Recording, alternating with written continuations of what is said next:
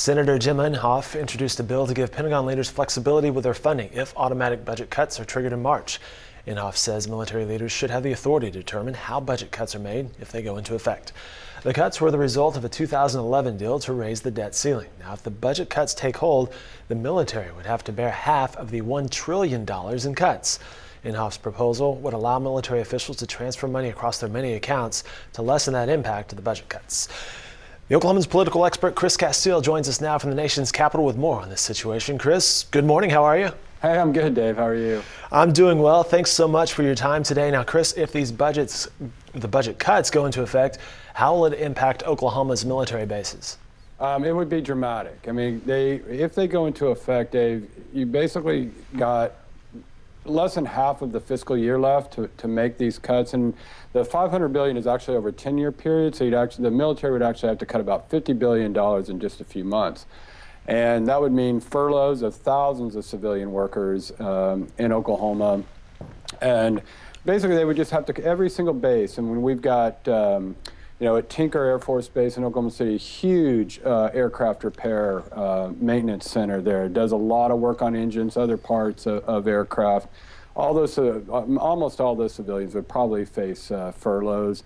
They would obviously have to scale back all the maintenance that they do on planes, which means planes would not be ready for their missions. At Fort Sill, down around Lawton, a huge Army training post down there, artillery training, they would have to furlough civilians training. The artillery school would have to cut back. You'd have fewer students graduating.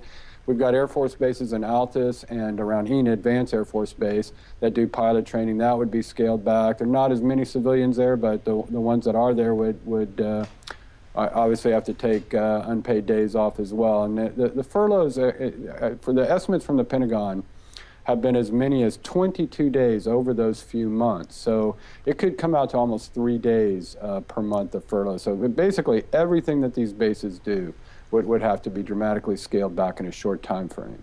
And of course, with cuts like that, there's collateral damages, meaning there's the businesses that surround these bases that are directly impacted by the people that work at those bases. We're joined by Chris Casteel via Skype from Washington, D.C. And Chris, a White House spokesman said President Barack Obama wants a balanced approach to replacing the total amount of the cuts. So how does Senator Inhofe's plan differ from that of the president's plan? Well, Senator Inhofe's plan, the one that he came up with this week, would really only kick in if the cuts were to go into effect. He is trying his best really to stop the cuts from ever going to an effect. And the only way that they can do that is for the White House and members of Congress, House and Senate, to come up with a way to replace the way they're currently structured. And we have put a lot of emphasis on the military because they have to bear half of it, and that's a big hit in those communities. But this would affect, or the other half has to be absorbed by other agencies. I mean, you're talking about the Weather Service, you're talking about the FAA. We've got a huge FAA center in Oklahoma City. Everything the government does would be cut back beginning March 1st. So what Inhofe wants to do is come up with a different way to institute these cuts. Republicans do not want to do away with these cuts. They want spending cut, and this is $1 trillion in spending cuts. So there's not going to be much Republican favor for any plan that would do away with these cuts going into effect. It's just a matter of how they're distributed among the various federal agencies. And what Senator Inhofe proposed last week is in what he considers a worst-case scenario, that the military does have to take this $50 billion hit this year immediately.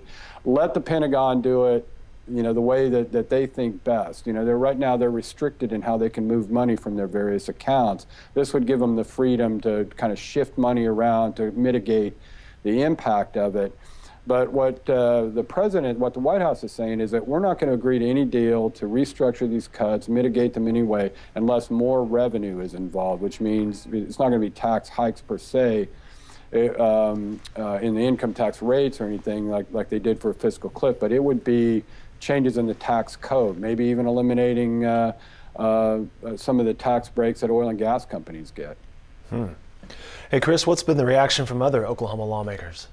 Well, it's an all-Republican delegation, and they all want the spending cuts to go into effect, but few want them to hit the military the way they are now. And I talked to Congressman Tom Cole, a Republican at Moore, whose district includes two huge bases, Tinker Air Force Base and Fort Sill. He does not want these cuts to go into effect the way they're structured, but he has the pulse of the House Republicans on this. Plus, he sits on the Budget Committee in the House and the Appropriations Committee that oversees defense spending, and he's convinced that if this is the only way for this $1 trillion of cuts to go into effect, that Republicans will let it happen because they want those cuts.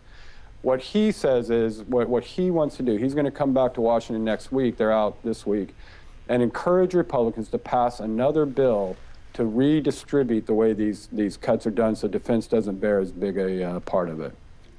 Chris Casteel from Washington. Sir, thank you so much for your time today. Glad to do it, Dave.